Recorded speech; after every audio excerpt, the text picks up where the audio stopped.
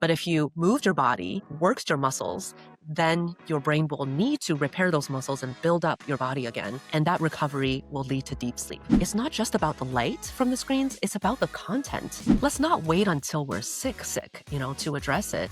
Let's prevent it. Let's establish that solid relationship with sleep as young as we can before it turns into a problem.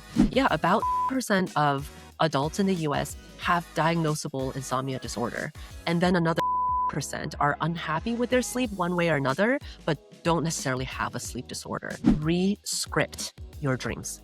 When you go to sleep, you're less likely to have the original nightmare, more likely to have the dream you rehearsed. Today's guest was raised in the world of sleep science. Before becoming a top sleep psychologist, earning her PhD and appearing on national media, Dr. Jade Wu was a child living on the campus of the Chinese Space Agency, where her father worked with the country's first space crew studying how sleep changes in orbit. While astronauts are exploring the final frontier, Dr. Wu became fascinated with the human brain. She's been recognized as a champion advocate by Society of Behavioral Sleep Medicine, and her insights have been featured everywhere from the New York Times, National Geographic, to NPR, TEDx, and major news networks. Through her book, Hello Sleep, and through her clinical work as the founder of Thrive, Dr. Wu has a refreshing, realistic approach to sleep that people describe as liberating and life-changing. So get ready to unlearn what you thought you knew about sleep, including nightmares. Hello, everyone, and welcome back to the Thick Thighs Save Lives podcast. I have a special guest on with me today, Jade Wu, and she is a champion advocate by the Society of Behavioral Sleep Medicine. She has some amazing insights to sleep, and I know so many of you guys have struggled with sleep.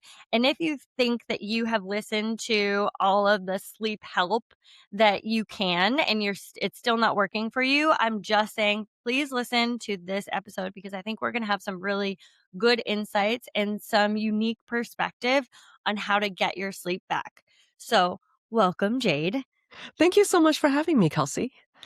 I think this is going to be a great episode because I just want to dive right into it. You focus on women. Yes. And I want to know why. Well, so I have been a sleep clinician for over 10 years at this point, but I also have a 6-year-old and 4-year-old. So as you can imagine, I have personally experienced some very women-specific sleep concerns. And actually, it turns out that girls, when they start puberty, that's when girls start having more sleep problems than boys. So it starts very early in life. And then at every reproductive stage in a woman's life, like, trying to conceive, pregnancy, postpartum, perimenopause, all of these times are times of high risk for sleep problems for women. That's why women are 1.5 to 2 times as likely to have insomnia than men, for example. So yeah, I thought I already had it figured out. I was already a board certified sleep psychologist by the time I had my first baby. So I was cocky. I was like, oh yeah, I know how to sleep. This will be a breeze. And then I was wrong, because the general sleep advice that, resonates for everyone doesn't necessarily work for pregnant people, for postpartum moms. We have special needs and we have special changes in our sleep that we need to understand and address. So I was a hot mess with sleep with my first baby. And then I did some really deep dive research into the science and did a lot of experimentation on myself as well. And by the time my second baby came along 2 years later, it was much, much better. So I decided that, like, mom's sleep is just the most important thing and is so neglected. So I have to be the champion of that. I love that. And just bringing in the idea that, like, this is at puberty, this is at pregnancy, this is at postpartum, this is at perimenopause. So, like, if you're in any part of those stages, this episode is for you, because those are all essentially different and have different needs, correct? Correct. Which is frustrating. Yes, it's always changing. It's frustrating too, because honestly, like, once you think like you have it figured out going into my last pregnancy, I was sleeping great. Like, I had my workouts dialed in, my nutrition dialed in, my sleep Mm-hmm. hygiene dialed in. And Mm-hmm. when I got pregnant, I was struggling with sleep a little bit towards the end, but it was nothing compared to when there was an infant in the room. That was Yeah. a whole level of sleep disruption that I Mhm. was like, "What is happening here?" Yep. So I kind of wanted to dive into some of the things that you have said is sleep should be a friend, not a chore. And I thought that was an interesting reframe to kind of how some of us have been thinking about sleep and the battle with sleep. So Mhm. what kind of shifts someone into stop trying to control sleep and start trying to, relating to it differently? I'm so glad you asked that because that I think is the overarching philosophy that no matter what stage of life you're in is going to serve you well when it comes to sleep because the specifics change, right? But if you hang on to the philosophy of sleep is a friend and this is a relationship I want to nurture, then that will serve as a really good starting point. Because what I see a lot is that people recently in the past 10 years or so are really starting to prioritize sleep, which is a good thing. But then sometimes people overshoot and they become perfectionistic, they become controlling, overbearing, almost like they become that like controlling boyfriend of, always keeping tabs on sleep, having to track their sleep every night, knowing exactly the data of how they slept down to the very percentages and minutes of how long they slept.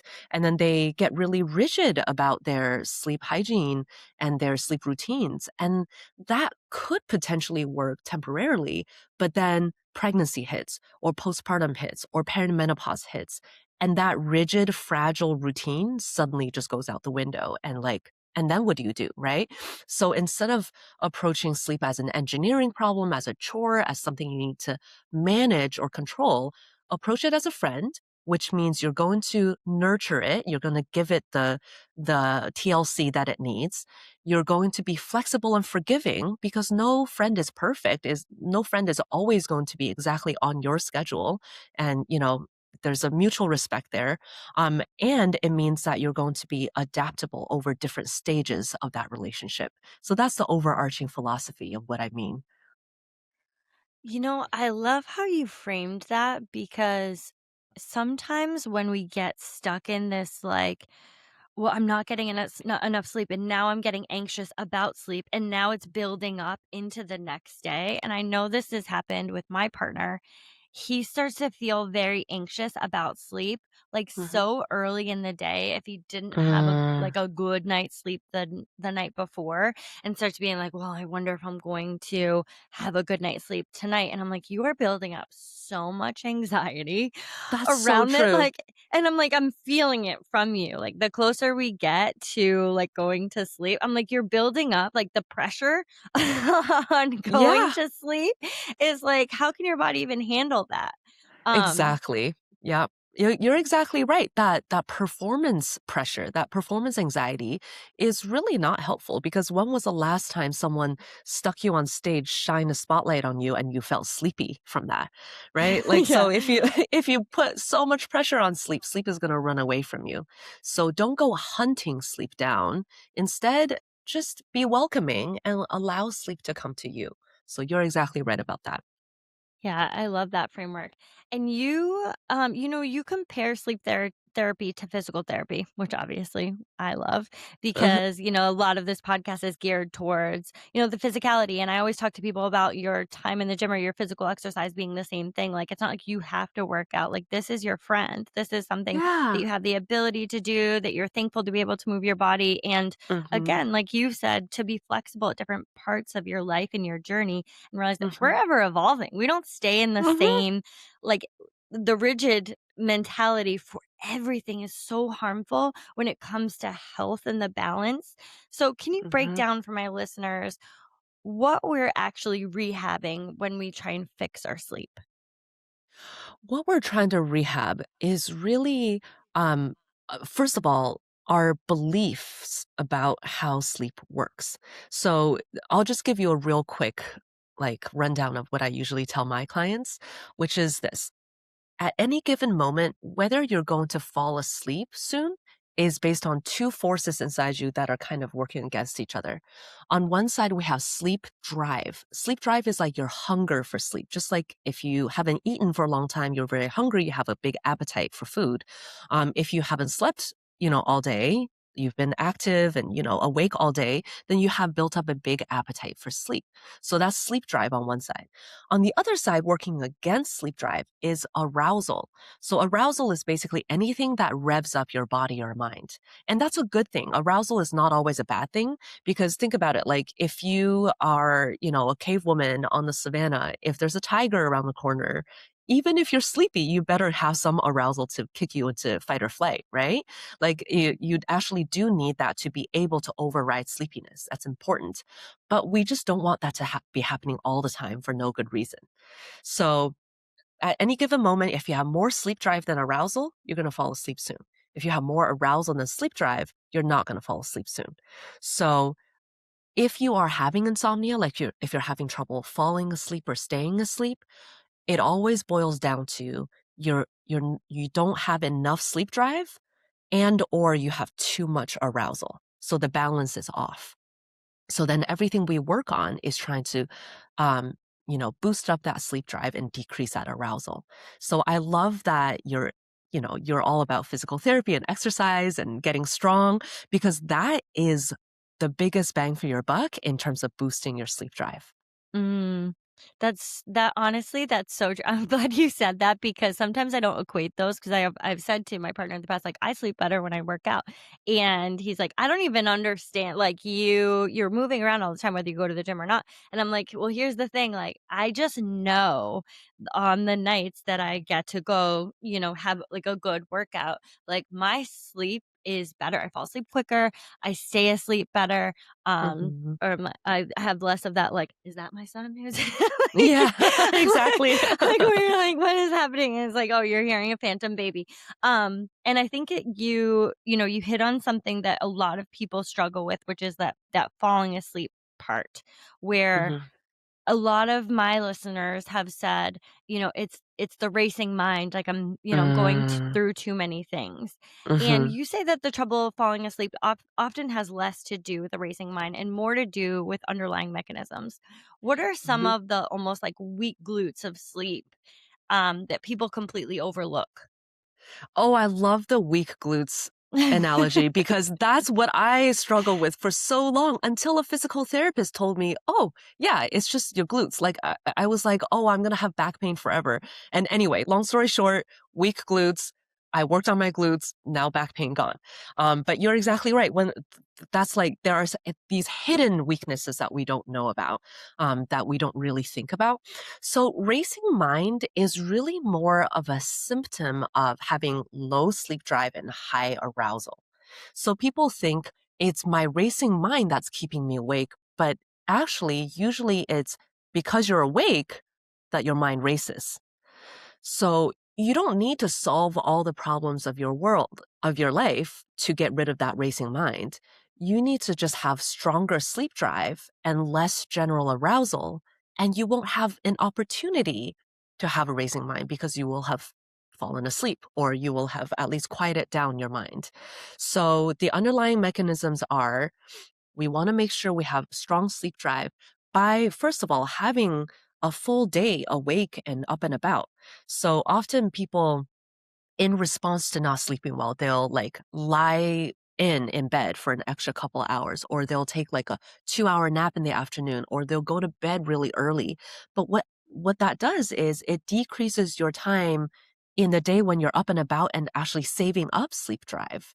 So then you get into a vicious cycle of the more you kind of um, like couch potato, the more you don't sleep well. And the more you don't sleep well, the worse you feel and feel like you need to couch potato the next day. So don't get into that pattern. Still live a full day, still get active, especially strength training is like a really good like bang for your buck in terms of getting back into your good sleep pattern because deep sleep is when your brain releases growth hormone and when your brain releases the things that your body needs to repair those muscles that you like those muscle fibers that you tore from strength training. So sleep is basically a recovery of what happened during your day. So if you didn't do anything during the day, there's nothing to recover from. But if you moved your body and, like worked your muscles, then your brain will need to repair those muscles and build up your body again. And that recovery will lead to deep sleep. So that's one thing, is just boosting your sleep drive. And the other thing is decreasing your arousal. So when you have too much arousal at bedtime, it's usually because of a couple of things during the daytime or in the evening that went wrong. It's not usually about the actual nighttime when you're in bed. So either during the day, your mind has not had a chance to really rest or to kind of vent off the worries that you have, because everybody has troubles and worries in life. And we need a time for our minds to be able to say, like, run through all those things and kind of vent it out and do the problem solving it needs to do. But if we keep kicking that can down the road and we keep being distracted or overstimulated or just doing one thing after another during the day, or like completely, absorbed in our screens during our downtime, then our minds don't have a time to sort through the worries and thoughts that we have. And then when you go to bed, it's like for the first time of the day, it's quiet, it's dark, there are no distractions. So your mind is like, oh, perfect time for us to finally go through all the things on our to-do list and all the worries we have about our life. So we don't want to save that processing time for bedtime. Get that processing done during the day, either do some journaling or even just go for a walk and like think all the thoughts while you're walking, vent to a friend, talk to your therapist, whatever you can do to protect some time during the day to do the processing, so the processing doesn't have to happen at night.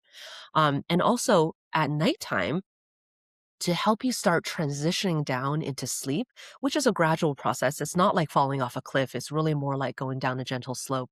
To help yourself start down that gentle slope, get out of your head and into your body. So put away the emails, put away the strategizing, put away the news and the things that really get your mind going, and instead do something that really anchors you in your body. And that could be something very simple like snuggling with your loved ones, petting your dog, taking a warm bath, doing a little bit of stretching, or even something tactile like doing some crocheting or knitting if you're into that, just something that gets you into your five senses. That allows you to transition out of that busy mind and into a relaxed body. And so by the time you go to bed, you're already halfway down that slope. Quick break from talking about sleep for a second. Over at Constantly Varied Gear, we have a surprise drop happening today. A ton of new patterns moving into springs. This is not a drop you're going to want to miss. This is likely to sell out. So go over to constantlyvariedgear.com and check out some of the new patterns we are dropping today. And enjoy the rest of this episode.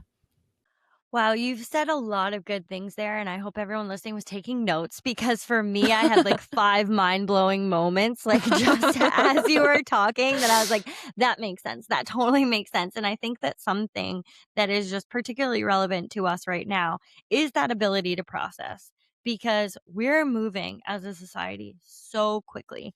And if you think about your typical times during the day, just, an average person, it's like, what are you doing when you're waiting in line, when you're in the pickup line, when you are just like waiting for the kids to come? Any type of waiting, we pick up our phones, we just immediately start like scrolling or getting Mm-hmm. some kind of external feedback, instead of some of that processing time that you might even just need to just go into yourself. And I think Yes. one of the important things that you said there is, a lot of like go that physical, like getting that physical almost release during the day is really important to your sleep. And I think some of us who get into this cycle of, I'm too tired to go to the gym, Mm-hmm. so because of my poor night's sleep the night before, so I'm too tired Mm-hmm. to go. And then that is almost that vicious cycle, right? Yes. Of then getting like a not a good night's sleep again, and then not being Yep. tired enough almost in the next day to be able to get Yes. the. So it's almost that really, and I want to just empathize with that, because it's so hard. It's so hard when you So hard. have not like had a great night's sleep and you go into your next day and then you're like, well, now I have to go to the gym, but you're almost depositing into your next night's sleep, right? Exactly. I think of that as a piggy bank that you're depositing into, and you deposit big bucks when you go to the gym. And I empathize with that too. I mean, as a mom of young kids, I have a 4-year-old and 6-year-old. I'm like cooking dinner, I'm working, I'm picking up, dropping off. I'm just like so frazzled that like, any moment, spare moment I have, I just wanna lay horizontal, right? Yeah. Like, it's so tempting. It's so tempting to just not do anything, and especially if I didn't sleep well, then it's extra tempting to be like, "Well, I need to rest." But actually, moving your body is a really necessary form of rest for your mind. Yeah. Yeah, and so, and also sometimes what we attribute to not getting a good night's sleep last night, we're like, "Oh, we're so tired, so frazzled, not feeling good today because I didn't sleep well last night." Well, maybe in part that's because you didn't sleep well last night, but also in part, is it because you've been sedentary today? You've been dehydrated, you're frazzled, you're like, go, go, go. You haven't had a moment to actually like process or to breathe. That could also be part of why you're really tired. That's such a great point about being sedentary too, because it is part of that vicious cycle. And like, I have a 4-year-old and now a 1-year-old, and in my first, postpartum, I was bringing my 8-week-old baby to the gym, Oh, and wow. people were like, "How are you here?" And I was like, "This is good for me. This is like a really."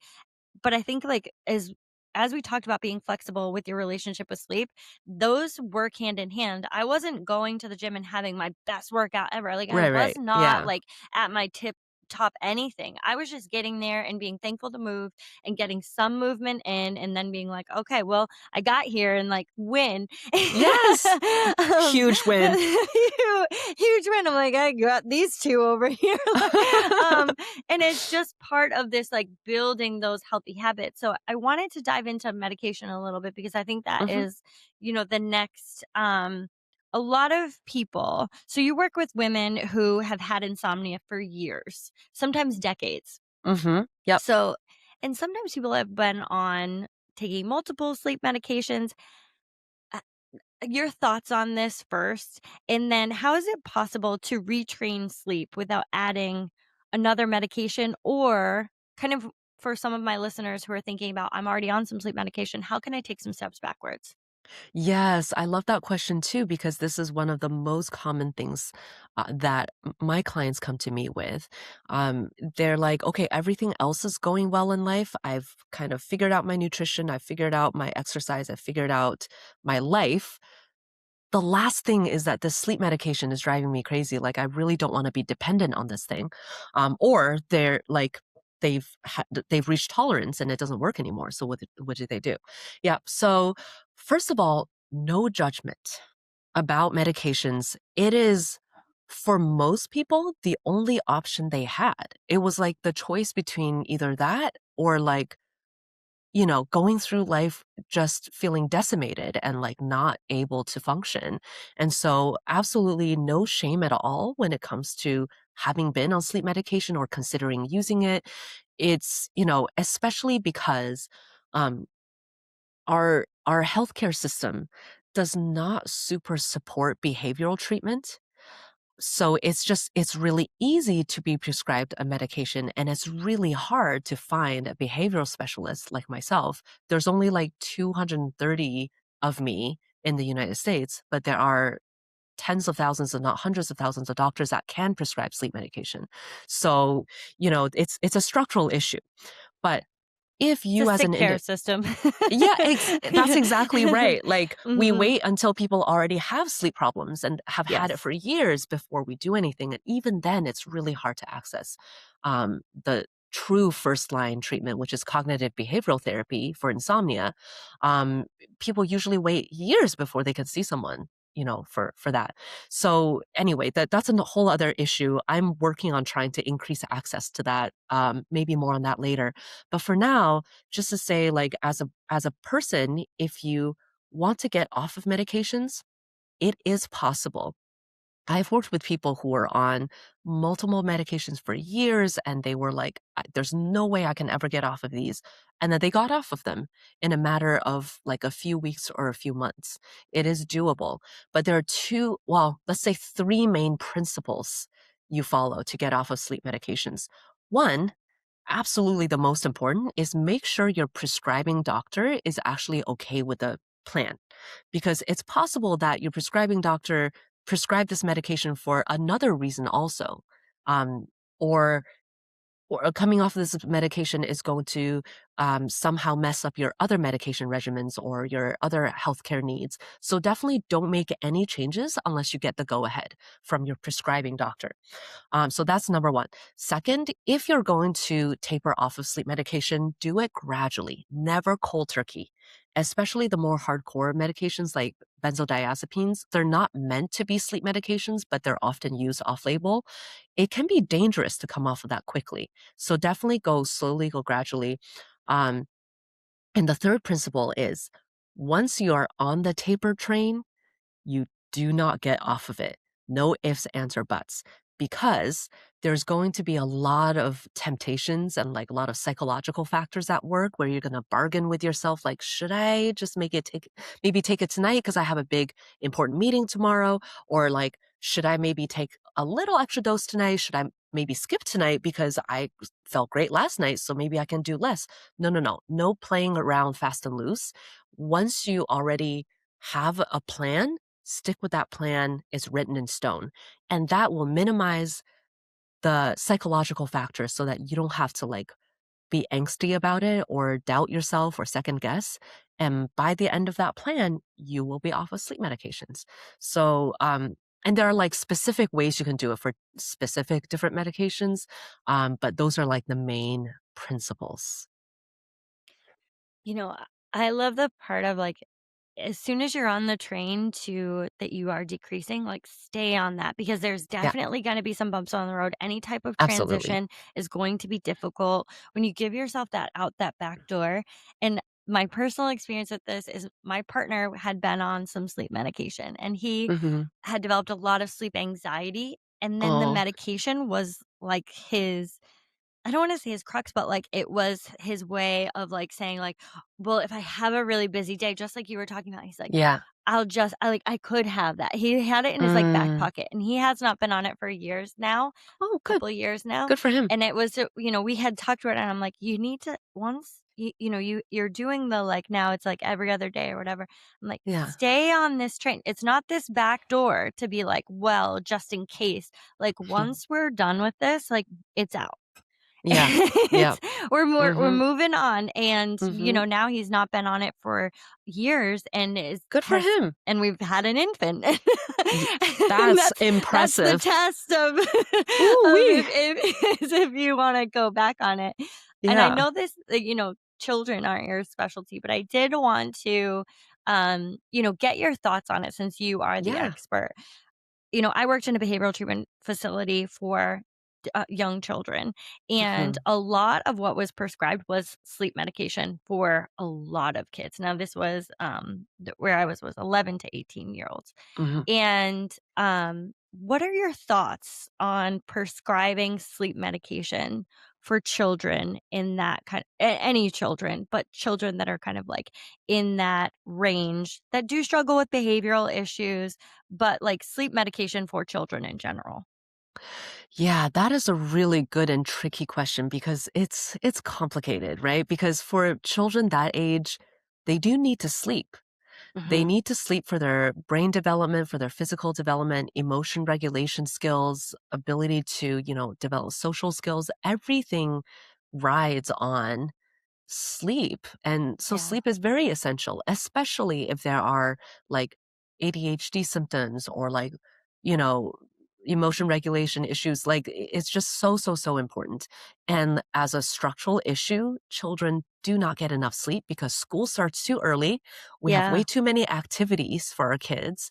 They're way too overscheduled and they're busy. They're like doing homework until late into the night, and They're we so busy. Imagine if I that was your work day. Some of oh the things, like, God. you watch, like, that like, how early they start until, like, then, Mm. like, sports and then getting homework done. I'm like, that as a work day is like a 6 a.m. start to, like, an 8 p.m. end. Like, that's too much. That is way too much, way, way too much.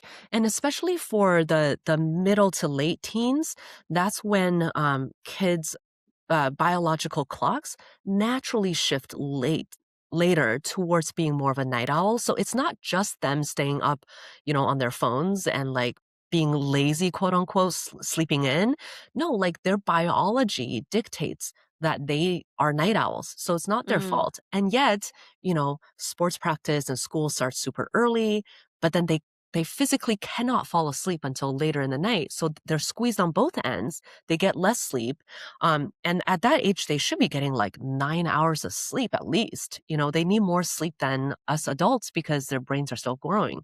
So anyway, a lot of kids are not sleeping because of these like structural issues. And then even if they have enough opportunity to sleep, there's a lot of stress and anxiety and pressure mm. on them, and so of course sleep kids are having sleep problems.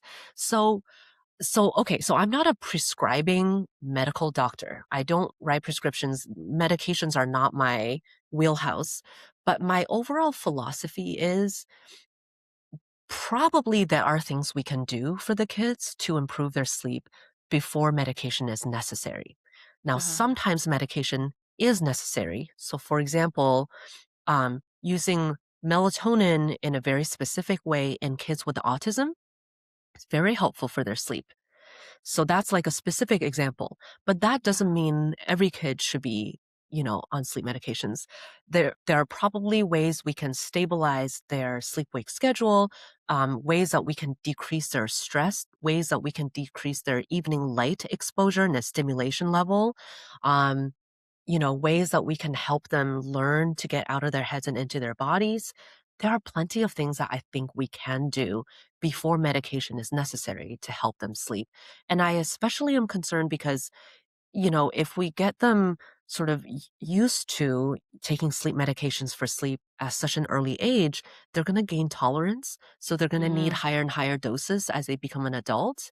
And at some point, like they're going to max out at a dose that's just not going to work for them anymore. And then by that time, they're like either chemically and or psychologically really dependent on these medications for sleep. And that makes it really tough to be resilient in their sleep. Now, when we kind of talk about those behavioral adjustments prior to sleep, where does kind of phone usage and screens play? Is that part of, where is that on the hierarchy of some of the behavioral changes that you would make for anyone prior to getting a good night's sleep? Yeah, I think that is important on two fronts.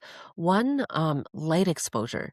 So especially if you have your screen on like pretty bright, then that basically tricks your brain into thinking that it's daytime.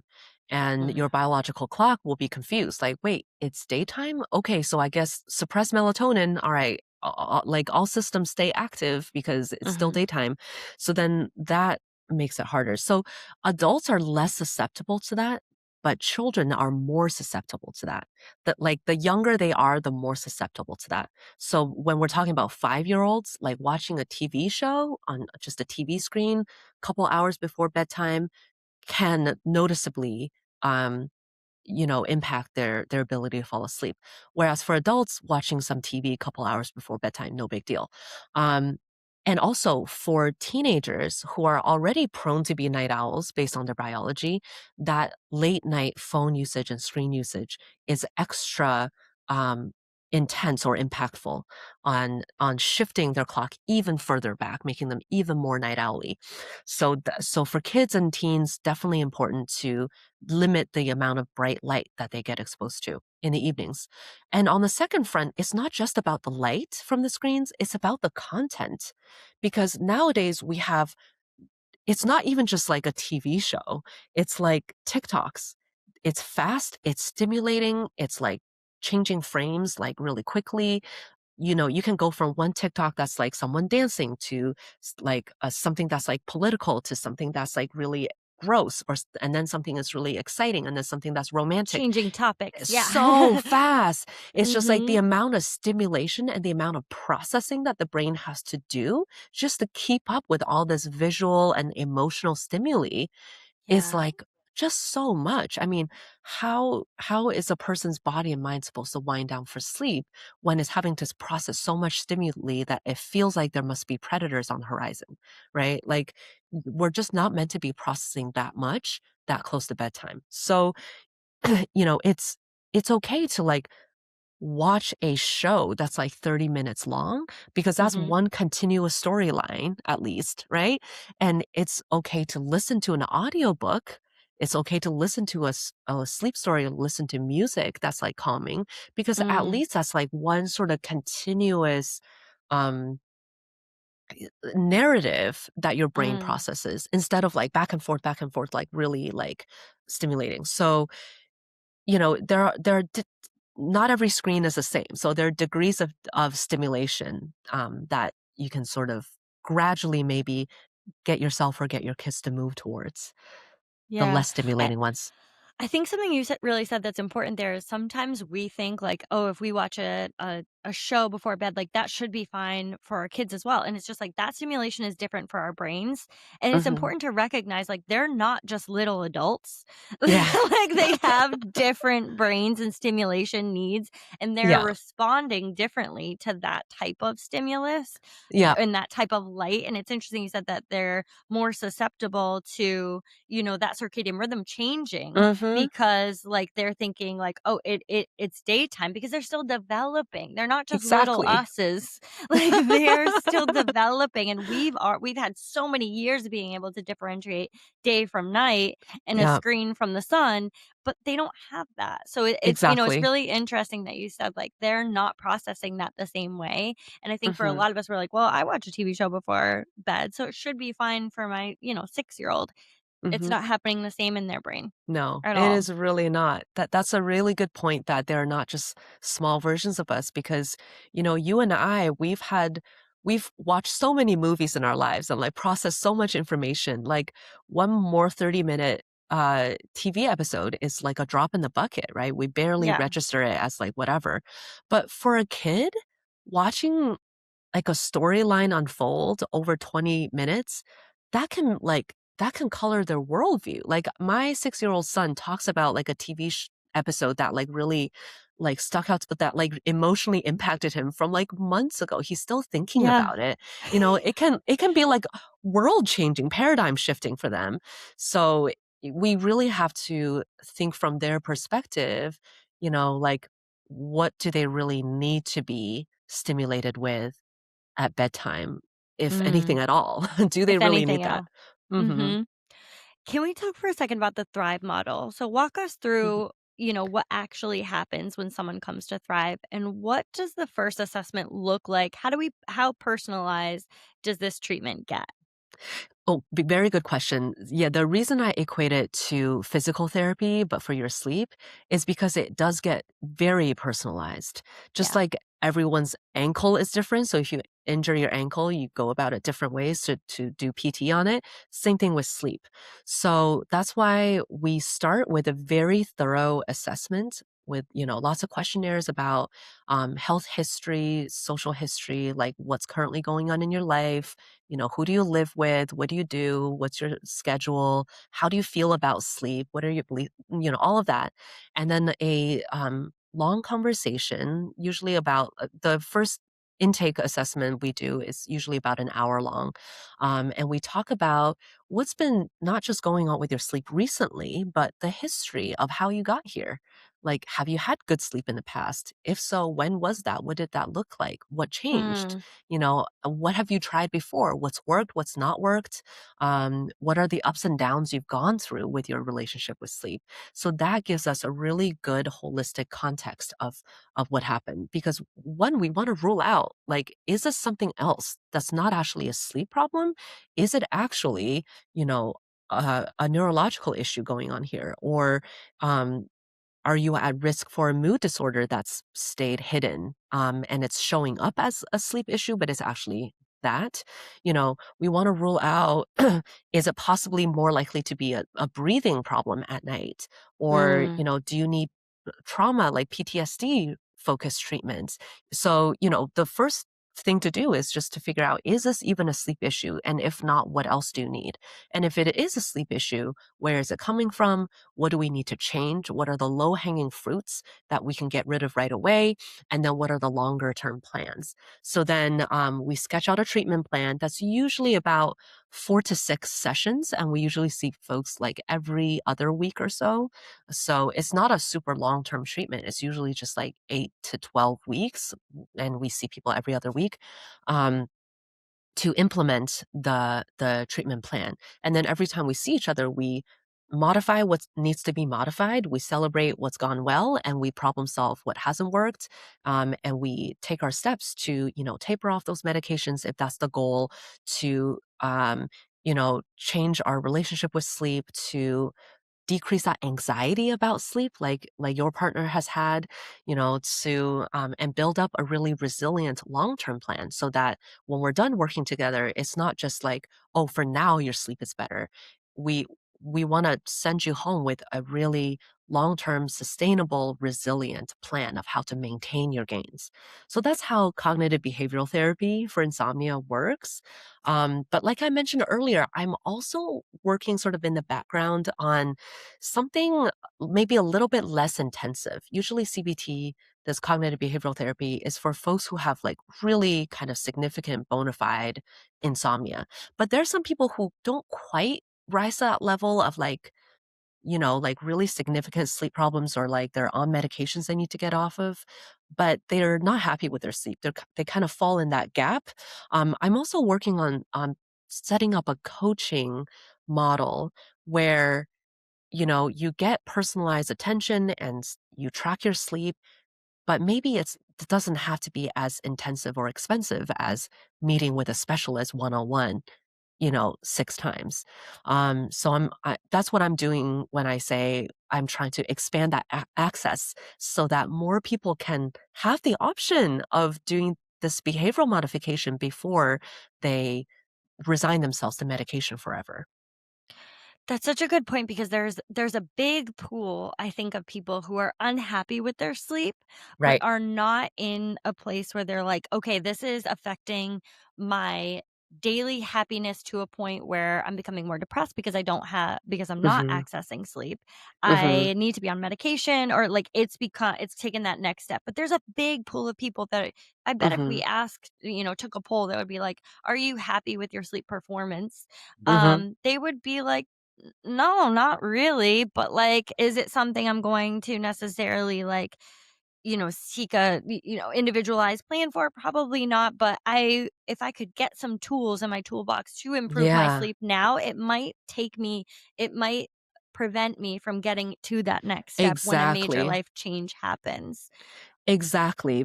That's exactly what you mentioned earlier about the healthcare system actually being a sick care system. Let's not wait until we're sick, to address it. Let's prevent it. Let's establish that solid relationship with sleep as young as we can, right? Like for our kids, for our teens, for ourselves before it turns into a problem. And so, yeah, about 10% of adults in the US have diagnosable insomnia disorder. And then another 30% are Mm. unhappy with their sleep one way or another, but don't necessarily have a sleep disorder. So, you're right. There's a big pool of people who could really benefit from some coaching. So, you already know we make the best workout gear, but one of our best products, our highest rated product on our website, is actually our collagen. If you have not heard about Glow Up by CVG, you are missing out. There is almost 700 five-star reviews on this product because it is such an amazing supplement. Actually, looking at it today, there are only 2 one stars that were meant to be 5 stars. They love the product, they hit the wrong amount of stars. This is one of our most popular products for a reason. It dissolves like no other collagen. It's type 1 and 3. You're going to have healthier skin, better joint mobility. Everything about this collagen makes it easy to put into your daily routine. So if you haven't tried Glow Up, get on cvg.com and make sure to add it to cart today. It's our best product. And I wanted to bring it back to women for a little bit because Mhm. your primary focus has been on women. We talked about hormones for a little bit. Yeah. What are some other unique sleep challenges that specifically women face that traditional systems might miss? Yes. So let me focus on perimenopause and menopause here because I Uh-huh. know this is a huge issue for women, even like long before they reach menopause, even in their like late 30s, their 40s, hormones are starting to change, right? Mm. It's not a sudden change, it's a gradual change. So, um, for example, estrogen drops as we get older, and you wouldn't think that estrogen directly affects sleep, but it does in very specific ways. Like estrogen has a lot to do with muscle tone, and what happens when we have lower estrogen levels is our muscle tone everywhere in our body can decrease, including in our airway. So that makes us more likely to have breathing problems during sleep and have sleep apnea. So that means, your airway closes or like partially closes. So you're not getting, oxygen and CO2 is building up, in your bloodstream, and your brain has to force you to wake up very briefly in order to breathe. Now, if that happens 10, 20, 30, 40 times an hour, that's going to be really, really detrimental to your sleep quality. And the thing is, sleep apnea is a disorder that has been studied by men on men for men. So even the screening questions are really like designed for men. The stereotypes about who has sleep apnea, we think of like the older, like overweight men as having sleep apnea. But I have had, women at all ages who are like really fit, yoga instructors, you would never look at them and think sleep apnea, but they have it. That's why women are so underdiagnosed. Like the vast majority of women who have sleep apnea are never diagnosed with it. And that puts a big burden on our heart and our brain. And that's why cardiovascular disease is the leading cause of death for women as we get older. So, and I think the missing the sleep problems is a big part of it. So, um, so yeah, estrogen dropping, higher risk for sleep apnea. Um, Also, estrogen is like the CEO of the brain.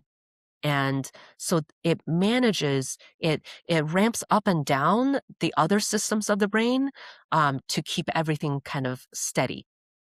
But with the CEO of the brain less effective, that means the other parts of the brain that can become more intense or more reactive, they're they're like more out of control, right? Not, I don't want to say out of control, but they're more intense sometimes. So then that can lead to more emotional reactivity, more anxiety, more mood swings. And that, of course, makes it harder to sleep as well and harder to quiet your mind to sleep. Progesterone too. Progesterone is intimately interconnected with a part or a system in the brain that whose job is to like quiet things down and to keep things like nice and mellow. Um, and progesterone, I don't want to get too complicated with it, but basically lower progesterone means that that system functions less well. So then we have more anxiety, more overreactivity. So then our bodies are also doing the, hot flashes and the various changes that it has. So then that just comes together to be a perfect storm of higher arousal and lower sleep drive because we're also probably less active as we get older. So then, and our muscle tone decreases, our muscles get smaller. So less sleep drive, higher arousal, more insomnia. So the cure for that is more exercise, more movement, really take care of your body and Lift the your weights. nutrition. Lift the weights. It's good for so many things, including sleep. I keep being on this for my grandparents. I'm like, Lift the weights. Yes, This is going to keep you in your grandkids' lives." Like, exactly, exactly. When I see the silver-haired grandmas at the gym lifting weights, I'm like, "You go, queen. This is exactly right. You're doing yes. it." And then for the arousal, for decreasing the arousal, extra mindful to taking care of your mental health. Take time during the day to rest your mind. And I don't mean like sit down on the couch and scroll your phone to rest. I mean like sit down in a quiet place, close your eyes, don't have distractions, and simply breathe and get in touch with your body. Take those walks, protect time to process your thoughts, breathe the fresh air, get outdoors to get the sunlight during the day. So your brain knows the difference between day and night. Just extra invest in those um, TLC things for your sleep and get out of your head and into your body during the night. Go to bed with a glass of ice cubes by your bed so that if you wake up with a hot flash in the night, it's at least cold water, that you get to have. Layers, breathable layers in your bed. Um, and yeah, those are the main things. And talk to your doctor potentially about HRT, hormone replacement therapy. Sometimes that can go a long way to helping sleep, and sometimes not. So that's not a one like magic wand thing, but often when appropriate, overall, it can be helpful for sleep. Yeah. Those are some great insights, honestly. Like, and honestly, you are a doctor and you have so much knowledge, but I appreciate you being able to kind of like filter that down for us common folk to be able to understand, like, okay, progesterone, estrogen, these shifts can be a problem that disrupts my sleep. So like, what do I do? So I appreciate you just being able to kind of like chew that down and spit it out for us like baby birds because, I love because it. like, like just knowing like how we can at these different stages like be able to make those adjustments for the body that you are currently in now. So if you're in that perimenopause menopausal era where like even just having ice cubes next to your bed so you can have that immediately, like, okay, now you have a high arousal because you woke up in a big night sweat, but we're going to bring that down like, Yep. as quickly as possible so that we can get you back to sleep, so we can get you, to have a nice restful sleep. And you have to lift the weights. Lift the weights. Yes. I can't tell you how much with my mother-in-law, I'm like, you need to lift the weights. The muscle is your friend. And it's so hard because, Yes. our mother, the generation, prior to us were really not given the information or have been resistant to muscle. They were on the cardio is the only way, get thinner, get smaller. And it's like, Mm, that is not your friend as you are aging. It's not your friend when you're hmm. younger, but it's not your friend as you're aging. It's not your friend for so many other reasons, but sleep being one of them. If I can attack that on, I'm like Yes. very happy Muscle. to, yeah, like this is your friend. So let's Absolutely. talk about nightmares a little bit. Okay. I know that um we have to talk about this. I know some people are like, you say that nightmares are a learned behavior. Yes. This was kind of mind blowing for me because I was like, oh, I just have no control over the nightmares that I have.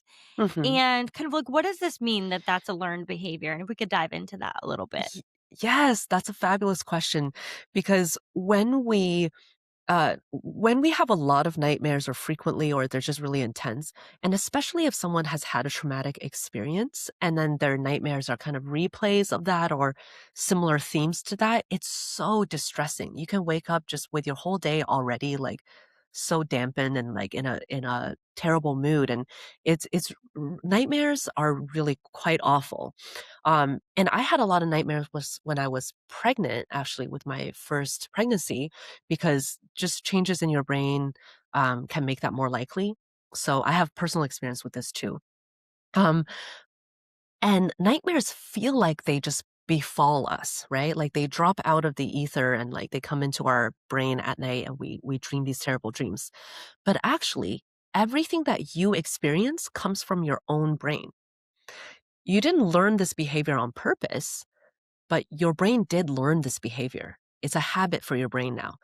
And that's actually good news because what's learned can be unlearned. So it's like this.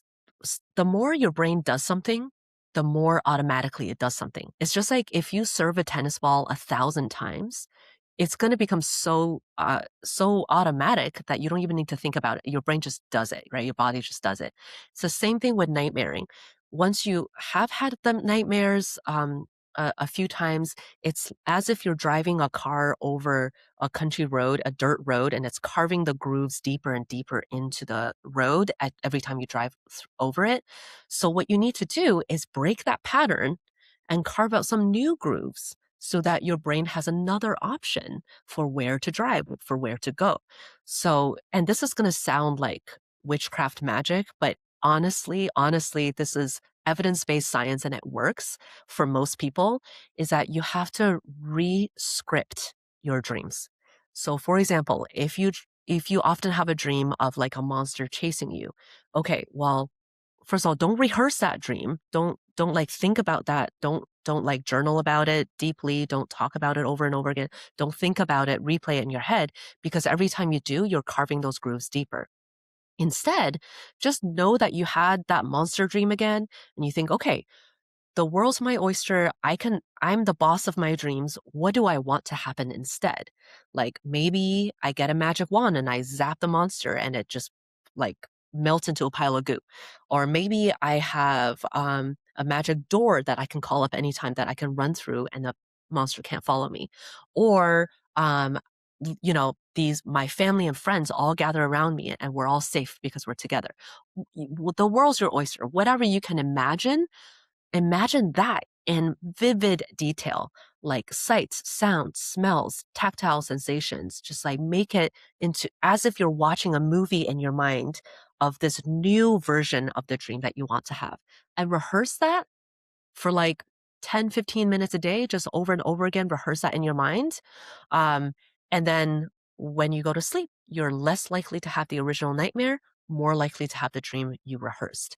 And for a lot of people I work with, even if they never end up having exactly the dream they rehearsed, they still end up having some version of a less scary dream where they have more control in that dream or have less scary things happen in that dream because their brain now knows that it has another option.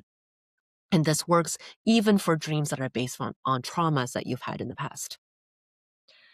That's that's such great advice, and I love being the boss of my dreams because I wanna be the boss of all the things in my life. And I sometimes I think for a lot of us, we think like, "Oh, well, when it comes to dreams, like, I just have no control over it," and Hmm. that is not a good feeling when you're like, "Well, you just Hmm. like, I'm just gonna go to sleep and I have this scary thing that's lingering over me," and I can see how that Yeah. would cause so much anxiety to even start to go to sleep. And then you're Yeah. thinking about what that dream is before you go to sleep, and then, of course, you're gonna be more likely to experience it again because you're replaying it. But I love Exactly. that you're gonna change it now. You're gonna go into the dream, change it, and rehearse it. And I think you brought Hmm. up, trauma, PTSD, and the effects on sleep there, so I just wanted to dive Hmm. into that a little bit more. For women Hmm. with trauma histories who feel afraid to sleep because of nightmares, Hmm. is this the practice they should be doing? Um, they can. Yes. It's usually, I mean, I have not come across any examples where someone did this and it made things worse. So I would still consult with a behavioral sleep medicine specialist if you have access to one. And if not, look up imagery rehearsal therapy. That's imagery rehearsal therapy, IRT. And that's what I just basically described. And you can basically do this without much risk. But if you feel like whatever you're doing is causing more nightmares, then just stop, you know? But yeah, they can try this on their own. But I would also recommend doing trauma-focused therapy f in addition to that, because we don't just want to sort of redirect the nightmares. That's important, that's good, and that can actually decrease your daytime PTSD symptoms too, which is great. But I think, personally, it is important also to sort of tackle the root cause and the root stuck points that are keeping the other PTSD symptoms going. Perhaps your relationships are affected by your PTSD. Perhaps your just body physiology, you're like hypervigilant. Perhaps stop yourself from doing certain things in life because of your PTSD. And all those things are important too. You deserve to live a full life. So yes, let's tackle the nightmares, but let's also seek out real trauma focused therapy with someone who's licensed, who practices evidence based trauma focused therapy to give you your whole life back. Yeah. Well, thank you for saying that. I know that, this podcast is on sleep, but these things don't work in a vacuum. Sure. And Yeah. when it comes to, the nightmares that might be coming from the trauma or the PTSD, it's important that we recognize that the things overall that we're doing during the day is going to affect the things that we're doing that are happening at night, because like Hmm. none of this works in a vacuum. We don't just Absolutely. get to like say like, well, I'm going to treat my body and cut off my head and just these don't work Yeah. together. And like, well, oh, that doesn't actually work. But Mhm. yeah, so thank you so much for saying that. I know that a lot of people are like, yes, yes, it's not just one thing or the other, and it's definitely going to help. But we have to treat both ends of that. And this Mhm. has been extremely helpful. And guys, like share this podcast with someone that you know who might be struggling with sleep. And honestly, all of these tips have been helpful. So, like anyone that I know that isn't struggling with sleep, but just even is a human on this planet, I'm going to share it with, because we're Yes, all doing please. this. Or even when it comes to like, for my kids, I'm like, we Mhm. don't do screens, but at the same time, I'm like, what is the most helpful thing to kind of let you unpack the day, or like, to give Mm. you the best night's sleep going into, because we're all just trying to figure it out here on this planet. We sure are. And you know what? You have a 4-year-old, right? Yeah. One last hot tip for like young children like that. If they're having nightmares, which is very common for kids, or they're just having trouble falling asleep, don't tell them to just try to sleep because that's adding pressure and that doesn't work. Instead, tell them, hey, let's close our eyes and think of something nice. What do you like to think about? Oh, unicorns? Okay, like what's the color of the unicorn?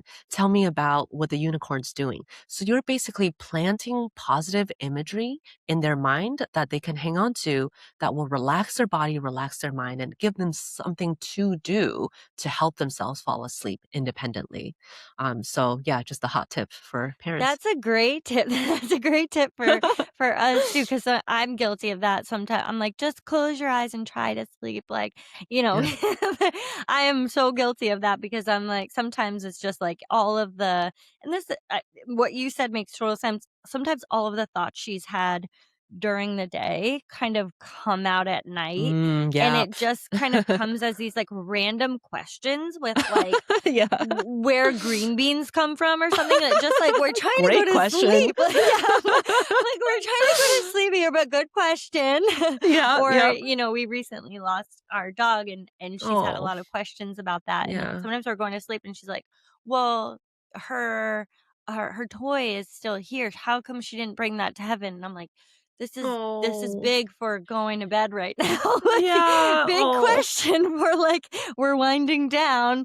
But yeah, sometimes when all of those processing things, like they just kind of, if we don't, have space or time to hit them during the day, they come out at night. And the same thing so happens true. with our kids. Like, So true. they may have been thinking about this, hadn't had a time to ask you about it, and it comes out at night.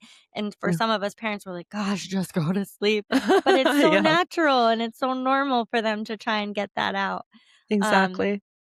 so thank you so much for all of the hot tips today. You're very welcome. For me personally, for my partner, for my kids, it's like all helpful. And I want to let our listeners know where they can hear more from you. We're going to link some places in the show notes, but where can they hear more from you, and just learn a little bit more about some of the topics maybe we didn't get to cover in the podcast today? Sure. So I have a book. Actually, I wrote a book called Hello Sleep, The Science and Art of Overcoming Insomnia Without Medication. So you can Google that. You can Google my name. I'm I'm the first one that comes up, Dr. Jade Wu. My website has some resources and links. You can sign up for my mailing list to hear about, the new coaching program that will come out hopefully soon. And I'm also on LinkedIn if you want to connect. I post lots of just like helpful tips and observations and encouragement on there as well.